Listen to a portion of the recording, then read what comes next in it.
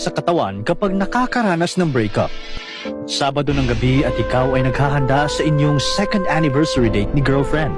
Posturang-postura ka at nakatatlong beses ka pa ngang naligo.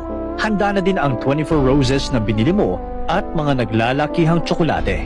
Nag-ipon ka pa para makakain sa isang sikat na restaurant.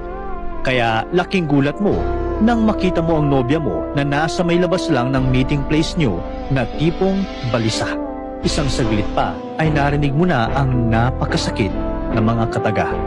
Parang may tumusok sa puso mo nang sabihin ni girlfriend na break na kayo kasi meron na siyang nagugustuhang iba. Wala kang nagawa kundi itapon na lang ang mga bulaklak sa basurahan at binigay mo na lang ang mga tsokolate sa unang tao na napadaan sa harap mo. Medyo tulala ka pa dahil sa mga nangyari at bigla na lamang tumulo ang mga luha mo. Napaupo ka na lang sa isang sulok at doon mo naranasan ang paninikip ng dibdib.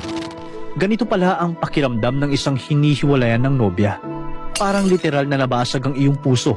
Pero kahit ano pa man ang nararamdaman mo, ay parang wala kang ganang gumalaw.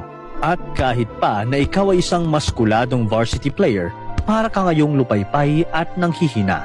Para bang ayos lang sa'yo kung sakali man na talagang bumigay ang katawan mo dahil sa pagiging heartbroken. Natanong mo na lang sa iyong sarili, ganito ba talaga kasakit kapag nakipag-break sa iyo ang taong mahal mo? Gaano nga ba kalala ang epekto ng breakup sa